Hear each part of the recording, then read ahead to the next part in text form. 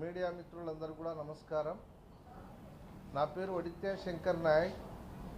నేను AP state ST కమిషన్లో మాజీ ఎస్టీ కమిషన్ సభ్యుడిగా, ప్రస్తుతం గిరిజన ప్రజా సమాఖ్య జీపీఎస్ వ్యవస్థాపక జాతీయ అధ్యక్షుడిగా పనిచేస్తూ ఉన్నాను సార్. ఇవాళ ముఖ్యంగా ఆంధ్రప్రదేశ్ రాష్ట్రంలో గత ప్రభుత్వం దాదాపుగా 17 మెడికల్ కాలేజీలను ఆంధ్రప్రదేశ్ రాష్ట్రంలో తీసుకొని రావడం జరిగింది. దానిలో భాగంగా 5 మెడికల్ కాలేజీలు కూడా గత సంవత్సరం ప్రారంభం కావడం జరిగింది. ప్రస్తుతం 12 మెడికల్ కాలేజీలు ఇవాళ ఆంధ్రప్రదేశ్ రాష్ట్రంలో దాదాపుగా 25% పనులు కూడా నోచుకోవడం జరిగింది. ఈ క్రమంలో ఇవాళ అక్కడ అధికారంలో ఉన్నటువంటి కూటమి ప్రభుత్వం ఇవాళ ఈ ప్రైవేట్ మెడికల్ ఈ మెడికల్ కాలేజీలన్నింటినీ కూడా గత ప్రభుత్వం యొక్క ఆధ్వర్యంలోనే దానిని అభివృద్ధి పరిస్తే ఇవాళ వచ్చినటువంటి ఇప్పుడు కూటమి ప్రభుత్వం ఆ మెడికల్ కాలేజీలన్నీ పీపీపీ విధానంలో వాటిని పబ్లిక్ ప్రైవేట్ పార్ట్నర్షిప్లో వాటిని కొనసాగించాలని వాళ్ళ ప్రభుత్వం ప్రయత్నం చేస్తూ ఉంది. ఇవాళ ఆంధ్రప్రదేశ్ రాష్ట్రంలో వైద్యం అనేది ఇవాళ చాలా ఖర్చుతో కూడుకొని ఉంది. ఇవాళ వైద్యం అనేది పేదవాడికి ఎక్కడ కూడా అందుబాటు లేనటువంటి పరిస్థితుల్లో, ముఖ్యంగా గిరిజన ఆదివాసీ ప్రాంతాలలో ఇవాళ వైద్యం అందక అక్కడ ఉన్నటువంటి గిరిజన ఆదివాసీ ప్రజలంతా కూడా ఈ యొక్క స్వతంత్ర భారతావనిలో దాదాపుగా దేశానికి స్వాతంత్రం వచ్చి 80 సంవత్సరాలు అవుతున్నప్పటికీ కూడా ఈరోజు కూడా సరైనటువంటి వైద్యం అందక ఇవాళ ఏజెన్సీ ప్రాంతాలలో మహిళలని, వృద్ధులని ఇవాళ డోలీల మీద తీసుకొని వచ్చి ఇవాళ వైద్యం చేయించేటువంటి పరిస్థితి ఇవాళ ఆంధ్రప్రదేశ్ రాష్ట్రంలో దాపురించింది. ఈ క్రమంలో ఇవాళ ప్రభుత్వం యొక్క ఆధ్వర్యంలో అభివృద్ధి కావాల్సినటువంటి మెడికల్ కాలేజీలు కావచ్చు, అదేవిధంగా మెడికల్ విద్యా విధానం కావచ్చు, ఆ ప్రాంతంలో ఉన్నటువంటి పేద ప్రజలకు కావచ్చు, ముఖ్యంగా గిరిజన ఆదివాసీ ప్రజానికానికి దక్కాల్సినటువంటి ఈ వైద్యం ఏదైతే ఉందో, ప్రభుత్వం కల్పించేటువంటి ఉచిత వైద్యం ఏదైతే ఉందో అది ఇవాళ ప్రభుత్వం ఆధ్వర్యంలో నడిస్తే మాత్రమే పేదలకు అది అందుబాటులో ఉంటుంది. ఇవాళ ప్రభుత్వం అనుకున్నట్లుగా అది పీపీపీ విధానంలో గనక ఆ యొక్క వైద్యాన్ని, ఆ వైద్య విద్యని గనక ఆ వేలో గనక ప్రభుత్వం నిర్ణయం తీసుకుంటే పేదవాడికి వైద్యం అనేది అందని ద్రాక్షలాగా, వైద్య విద్య అనేది విద్యార్థులకు అందని ద్రాక్షలాగా ఇవాళ మిగిలిపోతుంది. కాబట్టి ఇవాళ దీనిని మేమందరం కూడా ప్రభుత్వం తీసుకున్నటువంటి నిర్ణయాన్ని, చర్యని ప్రభుత్వం వెంటనే ఉపసంహరించుకోవాలని ఇవాళ ప్రజలుగా, ప్రజా సంఘాలుగా మేమందరం కూడా దీనికి బలంగా డిమాండ్ చేస్తూ ఇవాళ ఢిల్లీ ప్రాంతంలో ఇవాళ ఇక్కడ ఉన్నటువంటి జాతీయ ఎస్టీ కమిషన్ చైర్మన్ గారిని ఇవాళ గిరిజన ప్రజా సమాఖ్యగా, గిరిజన ప్రజా సంఘాలుగా ఇవాళ గౌరవ చైర్మన్ గారికి కూడా మేము కలిసి ఇవాళ వినతి పత్రం ఇవ్వడం జరిగింది.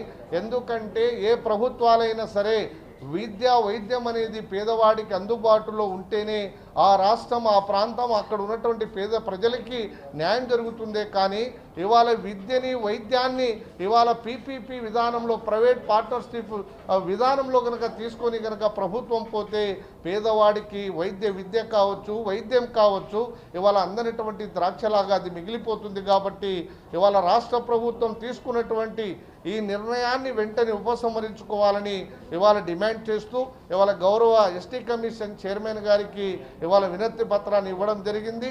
వాళ్ళు చాలా సానుకూలంగా మా యొక్క వినతి పత్రాన్ని స్వీకరించారు. దాని మీద తప్పకుండా ప్రభుత్వానికి మేము కమిషన్గా మేమందరం కూడా దాని మీద ఆ చర్యకు తప్పనిసరిగా తగిన చర్యలు తీసుకోవాలని కూడా కోరుతామని కూడా ఇవాళ కమిషన్ మాకు హామీ ఇవ్వడం జరిగింది. అందుకని ఇవాళ మీడియా ద్వారా నేను గౌరవ కూటమి ప్రభుత్వానికి, ఆంధ్రప్రదేశ్ రాష్ట్రంలో ఉన్నటువంటి కూటమి ప్రభుత్వానికి ఒక విజ్ఞప్తి చేస్తూ ఉన్నాను. ఎందుకంటే 2024లో జరిగినటువంటి ఎన్నికల్లో కూటమి ప్రభుత్వం కావచ్చు, లేకపోతే అక్కడ కలిసి ఉన్నటువంటి అన్ని రాజకీయ పార్టీలు ఇచ్చినటువంటి హామీని ప్రజలు నమ్మి ఆ పార్టీకి, ఆ ప్రభుత్వానికి, ఆ పార్టీకి అధికారం ఇచ్చారు. ఇవాళ ఇచ్చినటువంటి హామీలు మర్చిపోయి అధికారంలోకి వచ్చిన తర్వాత ఇవాళ విద్యని, వైద్యాన్ని పూర్తిగా మేము ప్రైవేట్ పరం చేస్తాం, ప్రైవేటు వాళ్ళ యొక్క గుప్పెట్లో పెట్టేస్తాం, ప్రైవేటు వాళ్ళు ఎలా చెప్తే ఆ రకంగా మీరు వెళ్ళండి అనే విధంగా ఇవాళ రాష్ట్ర ప్రభుత్వం ఏదైతే నిర్ణయం తీసుకుందో అది ఏమాత్రం మంచిది కాదని కూడా ఇవాళ మీ ద్వారా మేము కోరుతా ఉన్నాం. ఏ రాష్ట్రమైనా, ఏ దేశమైనా అభివృద్ధి చెందాలి అంటే పేదవాడికి విద్య వైద్యం అనేది అందుబాటులో ఉన్నప్పుడే అక్కడ ఆ ప్రాంతం కావచ్చు, ఆ ప్రాంతంలో ఉన్నటువంటి అన్ని వర్గాలకి అన్ని ప్రాంతాలకి సామాజిక న్యాయం సముచిత స్థానం అనేది దొరుకుతుందే తప్ప ఇవాళ విద్య వైద్యం అనేది ప్రైవేట్ పరం చేస్తే కేవలం ఏదో డబ్బు ఉన్న వాళ్ళకో లేకపోతే మరి అవకాశం ఉండే వాళ్ళకు మాత్రమే అది దొరికేటువంటి పరిస్థితి ఉంది. అలాంటి పరిస్థితుల వల్ల ఆ ప్రాంతంలో ప్రజల మధ్య తారతమ్య భేదాలు వచ్చి ఆ ప్రాంతంలో ఇబ్బందులు, ఆ ప్రాంతంలో సమస్యలు వచ్చేటువంటి పరిస్థితి కూడా ఉంటుంది. కాబట్టి ఇకనైనా ఇవాళ ఆంధ్రప్రదేశ్ రాష్ట్రంలో ఉన్నటువంటి మెజార్టీ ప్రజలందరూ కూడా ఈ నిర్ణయాన్ని ఉపసంహరించుకోమని అందరూ కూడా గట్టిగా అనేక పద్ధతుల్లో ప్రజాస్వామ్య పద్ధతుల్లో ఇవాళ ప్రభుత్వానికి విజ్ఞప్తి చేస్తూ ఉన్నారు. ప్రభుత్వం దీన్ని ప్రజల యొక్క ఆలోచనలకు అనుగుణంగా, ప్రజల యొక్క అభిప్రాయాలకు అనుగుణంగా, ప్రజల యొక్క ఆకాంక్షలకు అనుగుణంగా ఇవాళ రాష్ట్ర ప్రభుత్వం నిర్ణయం తీసుకోవాలి. ఇవాళ ఆంధ్రప్రదేశ్ రాష్ట్రంలో ఏదైతే 17 మెడికల్ కాలేజీలని గత ప్రభుత్వం, గత ముఖ్యమంత్రి గారు కేంద్రంతో అనుమతులు తీసుకొని వచ్చి దాన్ని ఏ రకంగా అయితే అభివృద్ధి చేయడానికి ప్రయత్నం చేశారో ఆ ప్రయత్నాన్ని ఇవాళ ఉన్నటువంటి ప్రభుత్వం కూడా కొనసాగించాలి.